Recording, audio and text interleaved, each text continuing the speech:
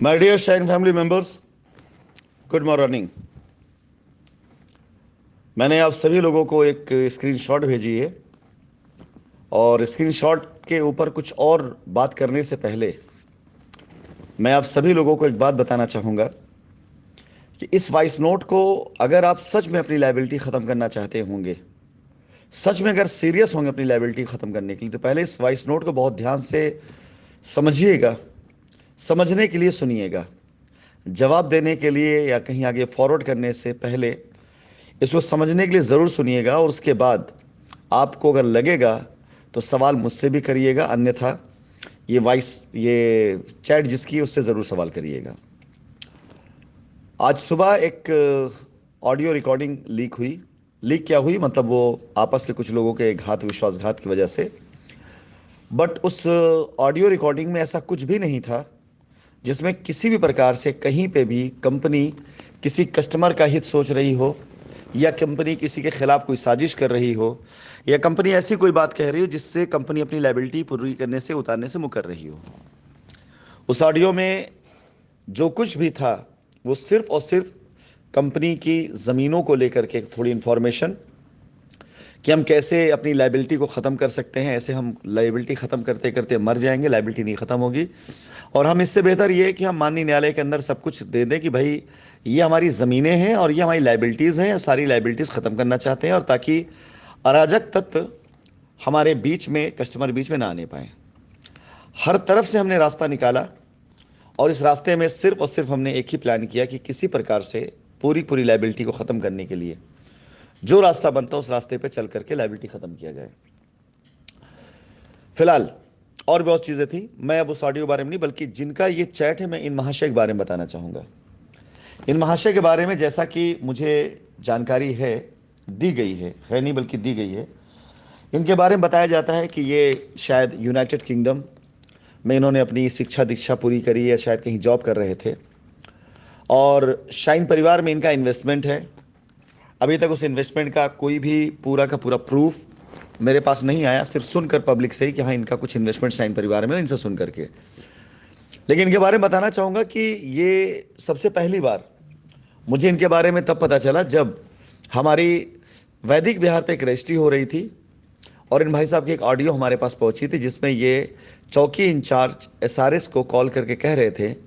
कि संदीप सिंह के खिलाफ एफआईआर है, आप उसे अरेस्ट कर लीजिए जा करके, वो रजिस्ट्री करा रहा है। उस टाइम मैंने एक सवाल किया था, मुझे नहीं पता था इनके बारे में कौन है, मैंने एक सवाल किया था अगर कोई बंदा कंपनी की लायबिलिटी उतारने का प्रयास कर रहा है तो उसे गिरफ्तार क्यों किया जाए। लेकिन तब इनकी चढ़ती बाजार थी, इन्होंने पूरा नेतागिरी का एक को बना रखा था, और नेतागिरी चमकाने के लिए ये तरह तरह के लोगों के साथ मिल करके अपने ज्ञान को और अपने कनेक्शन को कैश करने की कोशिश कर रहे थे, जिसमें इन्होंने कुछ जूम वीडियो कॉन्फ्रेंसिंग करी हुई थी कुछ विदेशी लोगों के साथ में,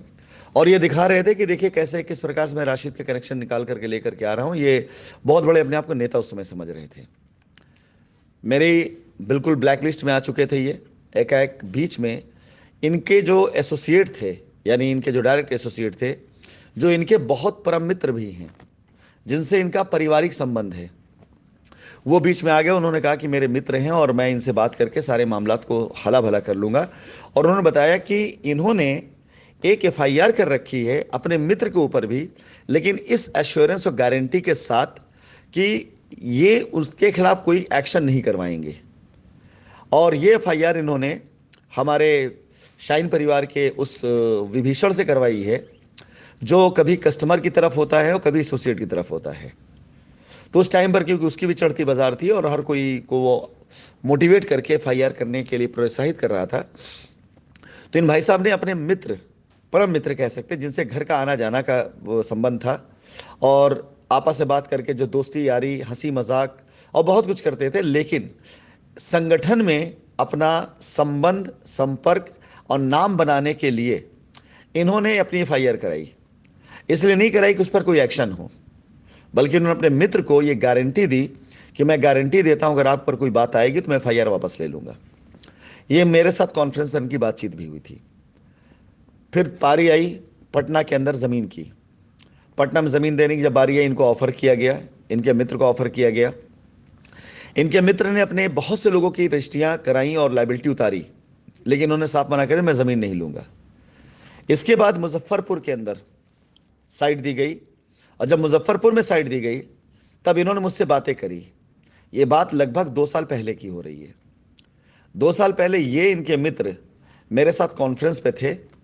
और इनके लिए मैंने एक रास्ता निकाला था कि आप एक काम कर लीजिए कि अपनी पूरी पूरी लाइबिलिटी के एवज में गारंटी के तौर पर आप मुजफ्फरपुर में आगे का प्लॉट ले लें, प्राइम लोकेशन का, गारंटी के तौर पर। और इनके मित्र ने इनको गारंटी दी कि मैं मात्र 3 माह के अंदर अंदर पूरी ज़मीन बेच करके आपको आपका धन वापस दे दूंगा। ये मुझे लाइन पे लेकर इनकी मित्र की और मेरी बातचीत हुई, और इनको बाकायदा रास्ता दिया गया। इन्होंने कहा कि मेरे पास बिल्कुल पैसे नहीं है कि मैं रजिस्ट्री करा सकूं। इनके मित्र ने इनसे कहा कि आपको रजिस्ट्री कराने के पैसे नहीं देने, आपका रजिस्ट्री मैं करवा दूंगा और आप अपना केस वापस ले लीजिए। लेकिन उस समय पे भी इन्होंने संगठन में बने रहने के लिए, संगठन में मची लूट, चंदे की लूट को खाने के लिए और लोगों को दिखाने के लिए, देखो मैं भी कितना बड़ा पीड़ित हूं, इन्होंने उस समय हमारे ऑफर को, ये तो मना तो नहीं किया इन्होंने, लेकिन इन्हें इतना शानदार रास्ता मिला जहां इनको गारंटी मिल रही थी। इनके मित्र अपने पैसे से इनकी रजिस्ट्री कराकर इनका पैसा सिक्योर कर रहे थे, और ये वादा किया था कि ये प्लॉट बेच करके इनको पैसा वापस दे दिया जाएगा। लेकिन इन्होंने, इनके शायद इनकी निवेशित धनराशि इतनी बड़ी नहीं थी जितना बड़ा संगठन में रह करके चंदे का पैसा खाने का फायदा था। 2 साल पहले ये लाइबिलिटी खत्म कर चुके थे अपनी, लेकिन उसके बाद भी इन्होंने रास्ता वो नहीं चुना। रास्ता चुना भोले भाले कस्टमर को बेवकूफ़ बना करके, और उनको एफआईआर के लिए उकसा करके, उनको प्रदर्शन धरना के लिए उकसा करके, उनकी मेहनत की कमाई से जमा किया गया जो धन है उसमें हिस्सेदारी की वजह से इन्होंने उसे मना कर दिया। अब इसके बाद समय बीतता चला गया, जब न्यायिक प्रक्रियाएं आगे बढ़ने लगी, और अब इन लोगों को समझ में आने लग गया कि जो इन्होंने दुनिया भर की कॉन्फ्रेंसिंग करी थी, मीटिंग करी थी, झूठे वादे किए थे, कस्टमर से दुनिया भर के प्रोपेगेंडे करके इन्होंने वादा किया था कि आपकी लायबिलिटी हम ख़त्म करा देंगे, वो सब ना कर पाएंगे। अब जब इनको लगने लग गया कि अब ये हार चुके हैं, तो तकरीबन कुछ दिन पहले इन्होंने बड़े हताश स्वर में किसी ऐसे संबंध की तरफ के पास जा करके या उनसे फ़ोन पर बात करी जिसमें इन्होंने हताशापूर्वक कहा कि अब लगता है हम लोग मुकदमा हार जाएंगे। अब हमें लगता है कुछ ऐसा करना पड़ेगा जिससे हम मुकदमे में ऐसे लोगों को बाहर करें जो लोग कंपनी के खिलाफ तो दिख रहे हैं लेकिन कंपनी के साथ दिखाई दे रहे हैं। और इन्होंने कुछ साक्ष्य, कुछ तथ्य और कुछ सबूत मांगे, और मेरी इंसानियत, हमारी इस बात की गवाह वो भी होंगे जिनसे मेरी बातचीत हुई थी। मैंने एक एक पॉइंट लीगल तरीके पर समझा करके बताया कि देखिए ये करने से इनको ये लाभ और ये हानि हो सकती है लीगल में, लेकिन मैं सहयोग करने के लिए तैयार हूं। और मैंने अब से तकरीबन 2 दिन, कल ही की बात है, कल शाम को मैंने एक रोड मैप दिया, एक रास्ता दिया, और मैंने कहा कि आप 50 लोग मिल करके इस रास्ते पे चलिए कि आप लोगों की जितनी लायबिलिटी बनती है आप मुझे दे दीजिए कि इतनी लायबिलिटी आपकी है। मैं लिखित तौर पर आप लोगों की तरफ से, आप लोग एक एप्लीकेशन दीजिए कोर्ट के अंदर कि आप कितनी लायबिलिटी बनती है। यदि कंपनी वो रास्ता, जिस रास्ते पे चलना चाहती है, उसको लिखित तौर पे कोर्ट में देती है और वो रास्ता हमारी समझ में आ जाता है, तो हम अपनी पीआईएल वापस ले लेंगे। और इनको भी चीज़ समझ में आई, और मैंने ये भी कहा कि मुकदमा लड़ते लड़ते आपका समय कम से कम 2 साल 3 साल बीत सकता है, क्योंकि जिस तरह से आपने क्लेम कर रखा है, बहुत सी सिक्योरिटियाँ आपकी एप्लीकेशन, आपकी एफआईआर में है कि अभी तो आपकी तरफ से क्लेम आया, अभी मेरी तरफ से क्लेम जाना बाकी है, अभी मेरी तरफ से सवाल आना बाकी है कि आपने जो मुझ पर क्लेम किया उस क्लेम का आपका आधार और साक्ष्य क्या है। अभी मेरी तरफ से ये क्लेम जाना बाकी है कि आपने मेरे ऊपर जो एफआईआर करी उस एफआईआर के अंदर जो तथ्य लिखा आपने, उसके सबूत क्या हैं। तो ऐसे मुकदमा बहुत लंबा जा सकता है, इसलिए आप लोग 50-100 लोगों के एक संगठन बनाइए, और वो लोग जिनकी लायबिलिटी हम ख़त्म कर सकते हैं हम उसकी गारंटी दे देंगे। यानी मैंने इतना आसान रास्ता कल रात को बना करके दिया, और यहाँ तक मैंने सेक्रीफाइस किया कि जिन लोगों ने हमारे लोगों के गिरफ्तार कराने की कोशिश करी, जिन लोगों ने मेरे खिलाफ नारेबाजी करी, जिन लोगों ने मुझे अपशब्द बोले, जिन लोगों ने मेरे बार बार वादा करने के बाद भी कि हम लायबिलिटी उतारे, मेरा साथ देने की जगह मेरा रास्ता रोकने की कोशिश करी, कल एक आवाज़ आते ही कि हाँ रास्ते की तरफ जा रहे हैं, मैंने इस जैसे, अब मैं शब्द इस्तेमाल नहीं करना चाहता हूँ, वाहियात, बेहुदा, जाहिल, अनपढ़, गंवार, गधे शख्स के साथ मैंने कंप्रोमाइज़ करने के लिए हामी भर दी कि ये शख्स अगर अपनी लायबिलिटी ख़त्म करने के लिए और अपने साथ साथ 50-100 लोगों की लायबिलिटी ख़त्म करने के लिए तैयार है, तो हम आपस में एक जूम मीटिंग कर लें, कॉन्फ्रेंस कॉल कर लें, बीच का एक रास्ता निकाल लें, एक रोड मैप तैयार कर लेते हैं और मिल करके कस्टमर की तरफ मैं खड़ा हो जाऊंगा। ये मैंने कमिटमेंट किया था और इसकी साक्ष्य, इसके गवाह उनके जरिए की ली जा सकती है जिनके द्वारा ये बातचीत हुई थी। और मैंने रास्ता देकर ये कहा भी था कि आप बात करके मुझे रात 12 बजे तक बता दीजिए, अभी लोग जाग रहे होंगे, ताकि उस पर कल से काम करना शुरू करा दें। हर शर्त, हर कंडीशन, सब कुछ इन लोगों के तरीके से। बस मेरी एक शर्त थी कि ये गरिमा और परंपरा बरकरार रखी जाए कि आप एसोसिएट हैं, कस्टमर हैं और हम कंपनी हैं। आप बस इतना ध्यान रखिए कि आपको यह ध्यान रखना है कि आपको हमसे पैसा लेना और हमें पैसा देना है। आपको यह ध्यान रखना है कि आप कस्टमर हैं और हम कंपनी हैं। और इस गरिमा को मेंटेन करते हुए मैं अपने हर कस्टमर, हर उस एसोसिएट से बात करने के लिए तैयार हूं जिसने पीछे कालांतर में हमारे बारे में, हमारी कंपनी बारे में कोई भी बुरे शब्द बोले। मैं सब भुला दूंगा, लेकिन मैं अपने लोगों को रास्ता दूंगा। इस 2 कौड़ी के वाहियात और बेईमान, झूठे, मक्कार शख्स को रास्ता देने की वजह से मैं इस समझौते को नहीं कर रहा था, बल्कि इस 2 कौड़ी के वाहियात मक्कार शख्स के बदले में 100-200 कस्टमर को और रास्ता मिल जाए, इसके लिए मैं नतमस्तक था। और सीधे तरीके से मैंने ये बात कहा भी था हमारे और इसके बीच के जो मीडिएटर थे उनसे कि 2 साल पहले इसने एक ऐसी हरकत करी थी कि जब मैंने इसके मित्र को लाइन पे लेकर बात कराई और उनके मित्र ने इसे वादा किया कि ये प्लॉट मैं आपके नाम पे लिखवा देता हूं, प्राइम लोकेशन प्लॉट आप नाम लिखवा देता हूं, बड़ी वैल्यू प्लॉट लिखवा देता हूं आपके नाम पर, और प्लॉट बेच करके मैं आपको पैसा दे दूंगा। उस समय इस वाहियात इंसान ने चंदे का पैसा खाने के चक्कर में, इसको तो यकीन था इस बात का ना कि मेरे पैसे को निकलवाने के लिए 20 स्रोत हैं, लेकिन अगर मैं आज अपनी लायबिलिटी खत्म कर लूंगा तो लड़ाई से आउट हो जाऊंगा, तो चंदा खाने कैसे मिलेगा उसको। चंदा खाने के चक्कर में इस वाहियात इंसान ने उस टाइम पर अपना मौका गवाया और यह कहता हम रास्ता नहीं देते। 3 बार इस शख्स को रास्ता दिया गया। पटना साइट आई तब दिया गया। बैंक अकाउंट सीज है, अपने को पढ़ा लिखा कहता है ये इंसान, अपने आप को बहुत बड़ा बुद्धिमान समझता है। अगर किसी कंपनी का बैंक अकाउंट सीज है तो कंपनी कैसे आपको वहां से पैसा दे सकती है। इसके साथ ही साथ 2 दिन पहले इसकी टोन अलग थी कि कंपनी काम ही ना करने दिया जाएगा, अगर कंपनी काम नहीं करेगी तो कैसे लोग पैसा दे पाएगी, ये खुद को बोलता है इस बात को। और जब इस 2 कौड़ी के इंसान को रास्ता देने की बात हुई, सिर्फ इसलिए कि इसके बदौलत अगले 100-50 लोगों को रास्ता मिल जाएगा, और इसको ये रास्ता दिया गया। और सवेरे सवेरे एक इससे भी बड़े महामूर्ख वाहियात इंसान के द्वारा की गई हरकत,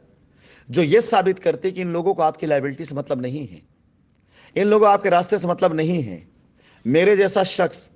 जिसने इसको रास्ता दिया, लेकिन इसने रास्ता रोकने की कोशिश करी। मेरे जैसा शख्स ये जानते हुए कि इसने गलत एफआईआर करा रखी है, अपने मित्र को बचा रहा है और ये फालतू में कौवे की तरह कांव कांव करता रहता, उसके बाद भी इसकी बात सुन इसको रास्ता इसलिए दे रहा था क्योंकि कस्टमर रास्ता मिलता। और आज मैं सवाल आपसे करता हूं, इससे सवाल करके पूछिए कि क्या इसका मैसेज कल मेरे पास किसी और पार्टी के द्वारा, थर्ड पार्टी से भिजवाया नहीं गया था, या क्या मैंने ये मैसेज अपना नहीं भिजवाया था? क्या मैंने ये नहीं कहा थर्ड पार्टी के द्वारा कि आप 3-4 लोग इकट्ठा हो जाएं, इकट्ठा होकर कमेटी बना लें और मुझे ऐसे 40-50 कस्टमर का नाम दे दें जो पीआईएल में गए हों या एफआईआर में गए हों, जो जेन्युइन कस्टमर हों, हम उनके लिए रास्ता लिखित कोर्ट में दे देंगे और आपको गारंटी दे देंगे, उनको रास्ता रोड मैप दे देते हैं और लायबिलिटी खत्म करते हैं। उसके बाद ये वाहियात इंसान सवेरे किसी जाहिल, अपने से बड़े जाहिल इंसान के द्वारा की गई एक हरकत का, उस रिकॉर्डिंग का, जिसकी रिकॉर्डिंग में ऐसा कुछ भी नहीं कहा गया है जो कस्टमर के हित का हो, उस रिकॉर्डिंग को शेयर करता है लोगों को और ये लिखता है कि इससे स्पष्ट होता है कि ये किसी को इतनी जल्दी नहीं आना चाहिए। इसको झांसा दिखता है। आज मैं इस ग्रुप के ऊपर, चाहे इस वॉइस नोट का जो भी अंजाम हो, यह वादा करता हूं कि इस और इसके जैसे शख्स की लायबिलिटी अब बाकायदा पूरी तरीके से लीगल तरीके से ही सेटल होगी। मेरे पास ऐसे लोगों के लिए बीच का कोई रास्ता नहीं है जो लोग अपनी वजह से, अपनी आत्मसंतुष्टि की वजह से उन गरीब गुरबा कस्टमर की लायबिलिटी को भी रोक देते हैं जिनकी लायबिलिटी अब से पहले उतर जाती, लेकिन इन जैसे 2 कौड़ी के वाहियात लोगों के चक्कर में आज तक ये मामला लंबित पड़ा हुआ है। आप मुझे बताइए मेरा क्या कसूर है? कल अगर मैंने खुद से अपने दिल में पत्थर रख के ये बात कही कि मैं इन जैसे वाहियात लोगों से भी बात कर लूंगा, बस गरिमा मेंटेन रखेंगे कि ये कस्टमर है, हम कंपनी है, इस गरिमा को मेंटेन रखते बात करेंगे। हम हर वो रास्ता निकाल के देंगे जो मेरे कस्टमर के हित का होगा। मैं इसकी गवाही दिलवा सकता हूं, रिकॉर्डिंग भी होगी, कि मेरे शब्द यही थे कि मेरा दिल तो नहीं करता ऐसे लोगों से बात करने के लिए जिन्होंने हमारी कंपनी के बारे में उल्टा सीधा आता अनाप शनाप बोला हो, लेकिन फिर भी मैं दिल पत्थर रख लूंगा अपने कस्टमर के लिए, क्योंकि मुझे इनकी नहीं, इनसे ज्यादा मेरे कस्टमर लाइबिलिटी प्यारी है कि उनकी लाइबिलिटी खत्म हो। और आज ये भाई साहब सुबह मैसेज डाल करके, वो ऑडियो वायरल करके एक बार फिर से अपनी उतरती हुई लाइबिलिटी को आगे न जाने कितने लंबे समय तक लंबित कर गए हैं। अब ये आप लोग इसका अंजाम देखेंगे, क्योंकि कुछ लोग हैं जिनकी कंप्लेन, जिनकी एफआईआर के साथ साथ मैं कोर्ट के अंदर इनके द्वारा फैलाए गए दुष्प्रचार को भी लगाऊंगा कि सारे लोग की लायबिलिटी खत्म हो सकती थी। एफआईआर करा देने के बाद आपका राइट कतई नहीं है, कानूनी अधिकार, कि आप उस शख्स के ऊपर ऐसी अंगुली उठाएं जिसके खिलाफ आपने एफआईआर किया है। और तब खासकर जब आपका मामला न्यायालय में हो, आप कोर्ट के बाहर जज हो गए हैं, अगर आपने एफआईआर कर दी तो वहां से आपका अधिकार बाहर से आकर के मेरे से बात करने का खत्म हो जाता है, तब तक जब तक हम दोनों की सहमति ना हो। और मामला अगर न्यायालय में चला गया है तो आप एक तरफ न्यायालय में मामला डाल रहे हैं और आपको न्यायिक प्रक्रिया पर कतई भरोसा नहीं। आप जिस तरह के मैसेज फॉरवर्ड करके आप खुलते रास्ते को बंद करने की कोशिश कर रहे हैं। My dear Shine family members, ये कंपनी कभी लायबिलिटी में नहीं थी। जब हमारे कुछ ऐसे शेर गीदड़ बन गए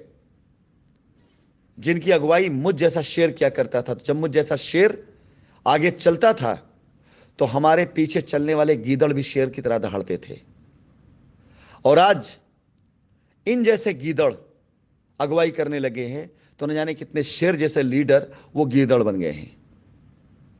बस फैसला आपको करना है कि लायबिलिटी खत्म करनी है, इन जैसे लोगों की तरह बकवासी करना है आप लोगों को।